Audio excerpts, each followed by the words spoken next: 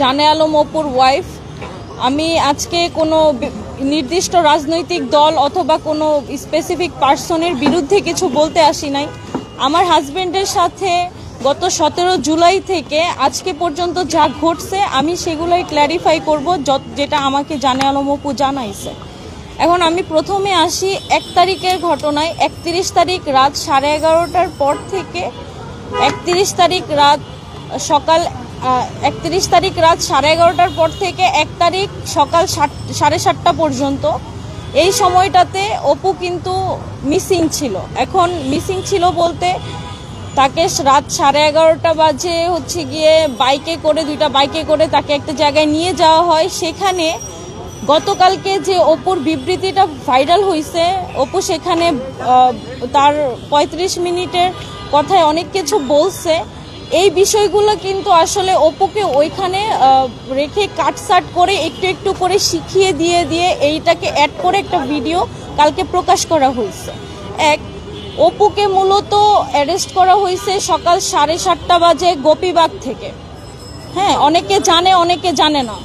গোপীবাগ একজনের বাসার সামনে বা গলি থেকে ওকে অ্যারেস্ট করা হয়েছে। ডিবি অ্যারেস্ট করছে। অ্যারেস্ট করার পরে ওকে কিন্তু 7:30টা বাজে অ্যারেস্ট করে 11টার পরে অ্যারেস্ট দেখাইছে। এই যে 4 ঘন্টা এবং 4.5 ঘন্টার সময় অপুকে অমানবিক নির্যাতন করা হয়েছে। ডিবি পুলিশ আমাদেরকে অপুর কোনো সন্ধান দেয় নাই।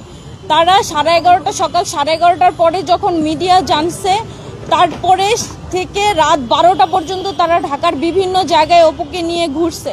তারা কিন্তু অপুকে 24 ঘন্টার মধ্যে কোর্টে উঠায় নেয়। 2 তারিখে দুপুর 3টার পরে অপুকে কোর্টে উঠাইছে এবং 10 দিনের রিমান্ড দাবি করছে, এটা সবাই জানে, এবং 4 দিনের রিমান্ড মঞ্জুর করছে। আমার লয়ার বলছিল, অর্থাৎ অপুর লয়ার বলছিল যে অপু কিন্তু মূলত জুলাইয়ের আহত যোদ্ধা। তার কিন্তু নিউরো সায়েন্স হসপিটালে চিকিৎসাধীন অবস্থায় সে এখনও আছে, তার ব্রেনে ড্যামেজ আছে। তো আমরা ওইগুলো মেডিকেল পেপার সাবমিট করে অনেক রিকোয়েস্ট করছিলাম ওকে যেন রিমান্ড না দেওয়া হয়। তারপরেও 4 দিনের রিমান্ড দেওয়া হয়েছে। এই 4 দিনের রিমান্ডে অপুকে অমানবিক নির্যাতন করছে। এই 4 দিনের মধ্যে পুলিশ এবং ডিবি উভয় আমাদেরকে হয়রানি করছে। আমি গুলশান থানা টু ডিবি অফিস টু আবার গুলশান থানা থেকে আমি কেরানীগঞ্জ কারাগার পর্যন্ত অপুর জন্য খোঁজ খবর নিয়েছি। 3 তারিখে যেটা হয়েছে, 2 তারিখে তো অপুকে রিমান্ডে নিয়ে চলে গেল। 3 তারিখে আমি তদন্তের কাছে ফোন দিয়েছি যে এই মামলার তদন্ত আছে। আমি বলছি অপু কোথায় আছে, ওনারা বলছে আমাদের কাছে অপু নাই। পরে আমি ডিবির কাছে গেছি, ডিবিও বলছে আমাদের কাছে অপু নাই। পরে আবার আমি যখন গুলশান থানায় তদন্তের কাছে গেলাম, উনি বলল যে আমরা অপুকে কোর্টে চালান করে দিছি, অপু আমাদের কাছে না। হইতে পারে ওনাদের তদন্তের স্বার্থে ওনারা আমাকে মিথ্যা কথা বলছে, কিন্তু ওনারা আমাকে এইটুকু বলতে পারতো যে অপু আমাদের কাছে আছে, সেফ আছে।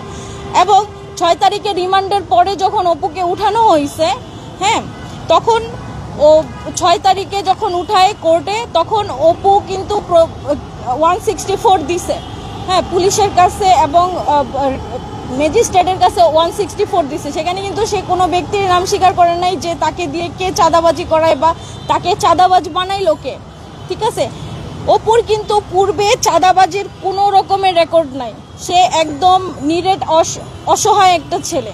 বাবা মারা গেছে, মা আছে, জীবিত আছে, কিন্তু মা অন্যত্র বিয়ে করছে।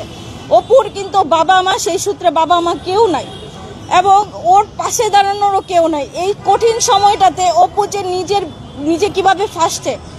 এখন আসি আমি 17 তারিখের ঘটনায়। 16 তারিখ থেকে ওরা শাম্মী আহমেদকে ধরার জন্য গুলশানে বিভিন্ন জায়গায় বিভিন্নভাবে টহল দিচ্ছিল। কিভাবে ওদের কাছে নিউজ ছিল যে শাম্মী আহমেদ ওখানে আছে।